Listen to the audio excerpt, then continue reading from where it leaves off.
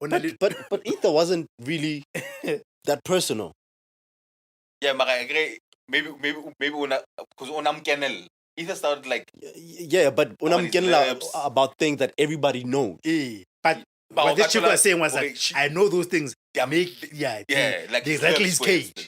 Okay. They rattle his cage. Him dick sucking lips, whatever. And he's self-conscious about his lips. Yeah. I'm gonna add that. It's like telling Daz he must jog. Boy. It might be known, but every time you hear it. And now if it's gonna be a big song. Yes. It's gonna be a big and homie ain't been the same since. Nigga, you like my and he's been salty ever since, bro. If you like my stand, okay, I don't want to know what he likes your style. Nigga, you like my style. Like, yo. And he repeated all that shit in the song. But my point is that now. What? Queens niggas run all you niggas. Niggas just ass kiss. Ass kiss. And Kiss wanted no part. They asked him, okay, what do we... what'd you say? He's like, yo, I don't know nothing. Yo, Jay's still salty about that shit, bro. So now my point is, I understand why you would do that when we were in rivalry. But then how do you get over Super Ugly? Super Ugly when I was wow. How do you get over Super Ugly, bro?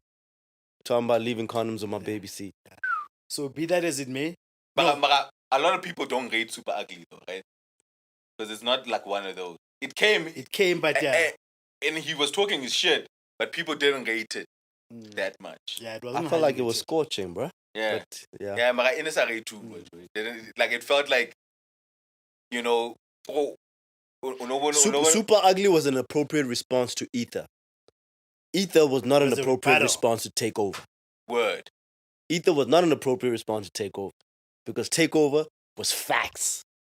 Takeover was facts. Takeover was facts. Hey, I wasn't making fun of you on Takeover. I was spitting facts. Yeah, but why are you coming at me, dog?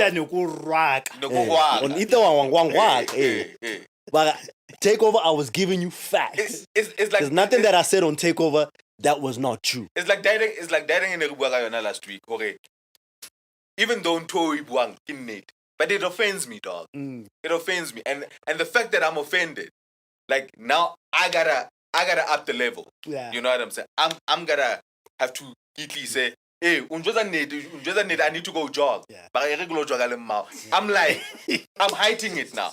That was Ether. Yeah, that was what Ether was. And then he started making shit up about Rockefeller dying at AIDS.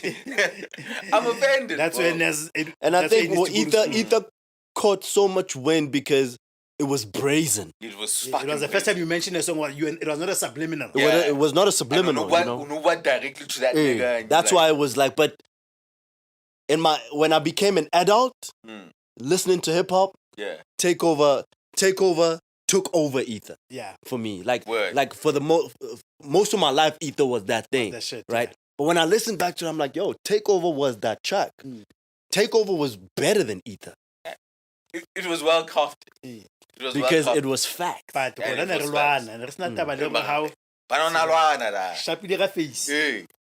know,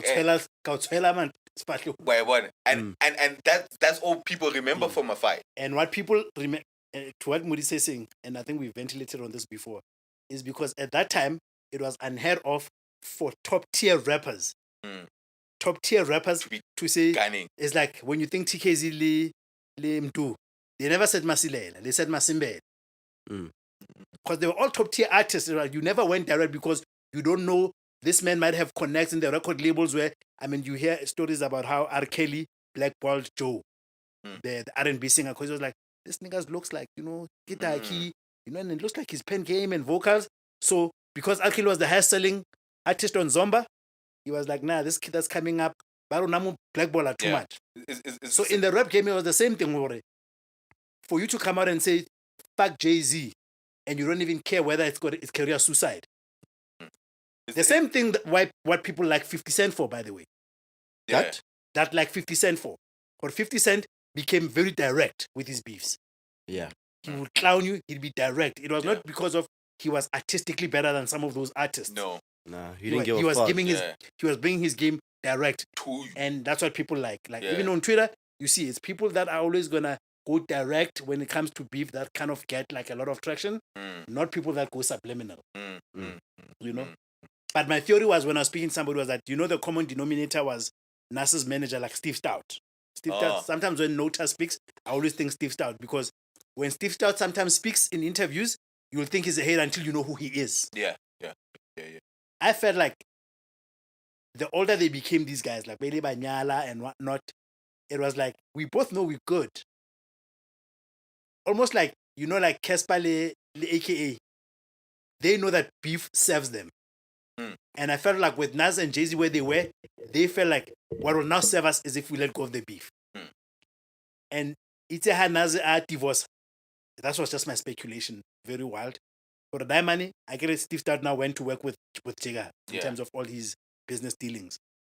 Whereas officially, he started off with Nas. He built the firm and all those things. But Nas, when he started, he wanted to be more of a poetic, conscious MC. Jigga was about the business. I feel like Nas, he only started getting in his entrepreneurial bag very late in his life. The investing, like he's a co-owner of Mess Appeal.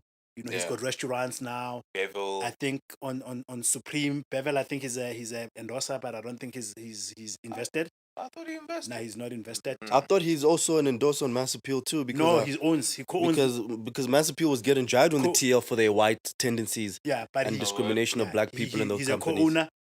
Pusha T also invested in it, so both Dave East and Fashion and them, they are his artists. So he started getting more. I think he's got a deal now with Supreme, and I think his deal with Hennessy, although he's an ambassador, but I think it's a nice. So he started getting in his business bag way later. So but Steve Stout has been cool with Jigga and them. My theory is that had man Ngwanona Sabata Zaga, he realized like, man, like, look, I've done all I could to promote black and whatnot. I need money. And the conversation in the room was that it's going to be awkward for you to want to get money if you and Jigga don't squash this shit. And Jigga is still my man's. So let's fix it. Yeah. That's why, in fact, his then first distribution deal after squashing the deal went to Def Jam. Def Jam, when Jay was still president. Yes. Right? It went to Def Jam, although it was under his imprint at the Jones Experience, but the distribution was Def Jam. And I think it still is. So I don't think they homie. But I think they go to a point where dissolving the beef is just good for both of us. Yeah, we elder statesmen of the rap game. Every time there's a top 5, your name comes, my name comes. So no longer serves us. Yeah. But what Casper Kidintoana, AKA, that beef still serves them. It serves them. It still serves them. Yeah. And I think the sales. So I think for Nas, always a conversation. Like, it's gonna be awkward for me to make business moves if I'm still beefing with Jigga, because what he's doing with music and Hovo blackball. That's what I'm saying. He'll blackball. So that's what I'm saying.